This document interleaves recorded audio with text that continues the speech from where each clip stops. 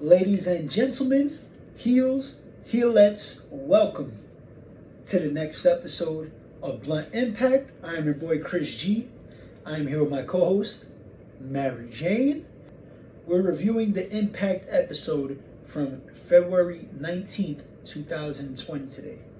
Wasn't a bad show, kind of a go-home show because Impact has 2 pay-per-views this week, right?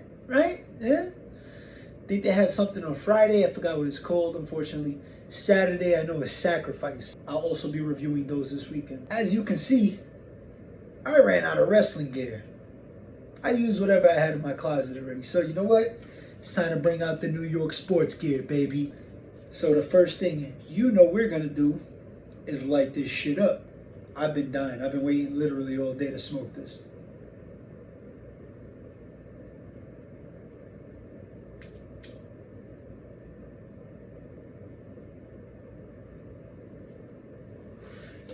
Oh yeah. Impact started off with a match between TJP and Josh Alexander. Now, if you remember last week's episode of Impact, their respective tag team partners had a match against each other. It was All Ego Ethan Page, who was half of the Impact World Tag Team Champions with Josh Alexander, aka The North. And there was Fallah Bahh, who was the tag team partner for TJP. They're best friends, apparently. It was a really solid match. A little bit of back and forth. Josh Alexander kind of overpowered him most of the way. TJP just gets like a lucky roll up at the end. They set up the tag team title match for somewhere down the line. The North is going to defend their titles this Saturday at Sacrifice against the Rascals, who I personally think should be the team to dethrone them. The problem is, they're setting up this tag team match against Fallah Bahh and TJP, so it's kind of a foregone conclusion that the North is going to walk away with the tag team titles this Saturday. I've been saying it for a little while, but now, as I'm really starting getting into Impact and digging deep into the actual show, the commentary team is one of the most underrated commentary teams around. Josh Matthews and Don Callis, they're very good at explaining the story that's being told in the ring.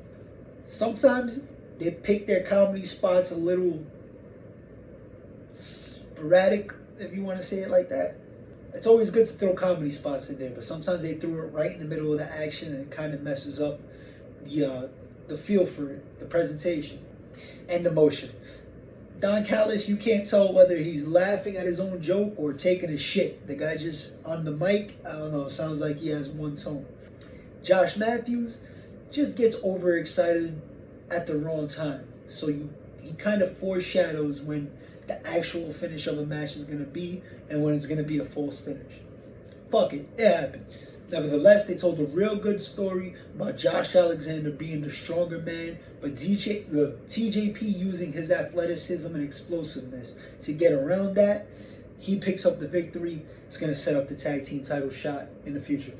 Next, we have a backstage segment with Johnny Swinger and Willie Mack. Now, last week, Johnny Swinger helped out Willie Mack in a tag team match. Fucked up, cost him the win, they lost. He's backstage talking about, bro, we need some reps, because he still thinks we're going to be a tag team, blah, blah. Willie's finally like, fuck it, bro, you know what? You're right, we need some reps. Come with me to the ring. They go out to the ring. Turns out Willie Mack set up a match between the two. Nothing special, a little back and forth. Willie Mack gets the W like he should.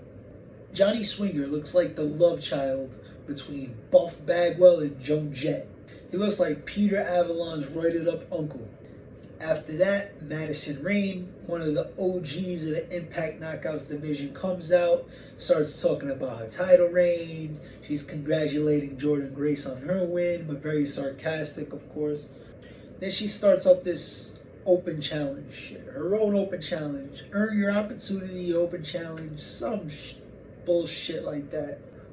Out comes some local indie wrestler named Maserati. I thought Maserati was a car. Shit, I think there's a porn star named Maserati. All I'm saying is that the wrestler Maserati, she ain't it. Not yet. Maybe she just needs time and experience. Most likely. But this was bad. This was only like 2.5 minutes, but Madison Rain, she's no spring chicken. You know what I mean? This match, it was what it was. Next, we got the Jordynne Grace interview backstage with Gabby. It was Gabby last week. I knew that was her name, right? It was Gabby.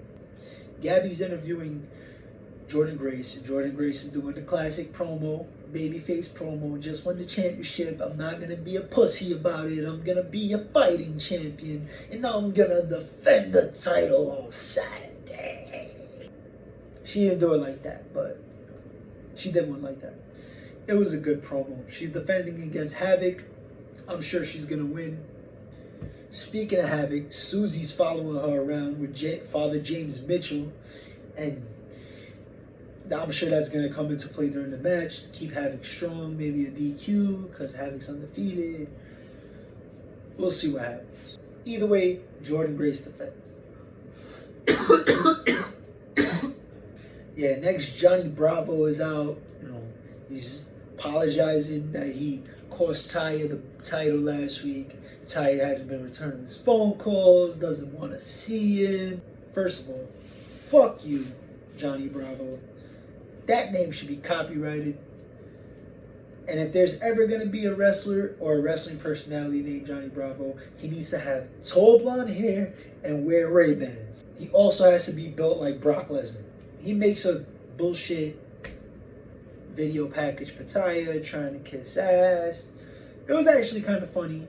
It just has her moments scolding people and just her calling herself the best with the belt. Classic heel shit. They cut back to him. He's getting screamed at by Taya in the locker room and shit. He come out like, she loved it. She says she wants a title.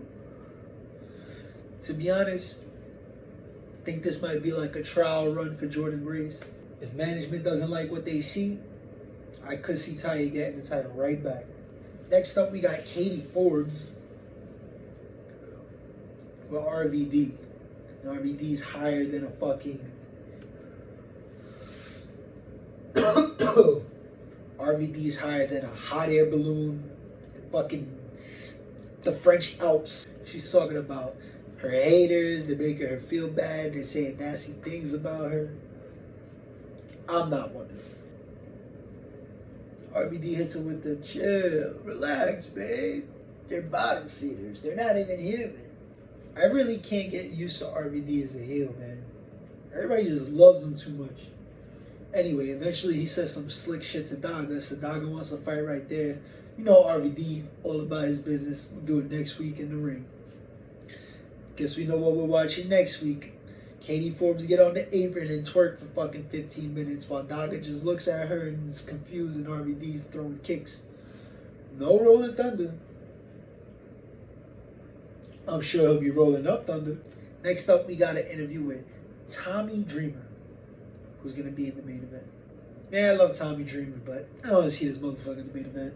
He starts going off, putting over Trey Miguel, putting over Tessa, starts talking about ECW, how about it revolutionized the business. And I've heard it all before. Heard it from fucking 15 different guys from ECW. We get it, guys. We get it. And I love ECW, but goddamn. Next up, we had the third match of the Michael Elgin versus Eddie Edwards Best Out of 5 series. So I didn't jump botch last week. It is for the Koya Shot Trophy. This could have gone either two ways. Michael Elgin sweeps, gets the Koya Shot Trophy. He said he wanted a match at the pay-per-view in April, Rebellion, for the World Championship against Tessa, right? Or Eddie Edwards comes back 3-2 like the Boston fucking Red Sox. That year they came back against the Yankees. I'm not a big fan of Eddie Edwards. I said it before. He can go. But other than that, he's just not doing it for me. Michael Elgin, on the other hand, I'd rather go that route. But Eddie Edwards gets the win. I would say it was not the best out of their 3 matches. I don't want to see him versus Tessa. Tessa drops it to Sammy in a rematch eventually, because where the fuck is Sammy? He's just Nobody's seen Sammy. Where's Sammy? Sammy. Yeah, where's Sammy? And then he'll call his shot against Sammy. It'll be Eddie versus Sammy for the title. Rekindle the old flame. Never know. Next, Moose comes out. He does some commentary. I like Moose. But he's not suited for the commentary. I mean, he said the same shit over and over. You gotta be quick with it, quick-minded. He does commentary for the Rhino versus Dave Crist match. This match was what it was. Rhino, 2 minutes, gore. Moose on commentary. Next, we get a preview of one of Impact's newest signings, Chris Bay. I haven't seen him work. I should start watching him because I've heard good things.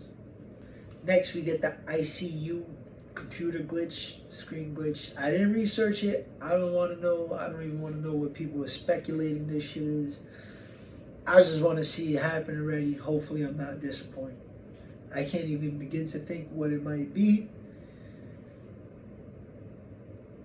I'm in the dark like everybody else, which is a good thing. Suspense works. Finally, we had the main event of Ace Austin and Reno Scum. These guys aren't that bad. Ace is the man. You already know how I feel. Versus Tommy Dreamer, the innovator of violence, Trey Miguel of the Rascals, and Tessa Blanchard, the world's Impact champion. Impact World Champion. It was a good match. It was a little slow at times. The athleticism of the people in it made everything work. Tommy had a few spots, of course. Really focus on how much of a dick Ace Austin is. But you gotta love it. Ace Austin and Reno Scum get the victory in a decent match. Setting up the match for Impact Sacrifice. Tessa versus Ace Austin, who is the X Division champion. These are no titles involved, which, whatever. But it should be a good match because Ace could do some good shit. The show was pretty decent. You know, it could have been a lot better. They did a good job developing more stories.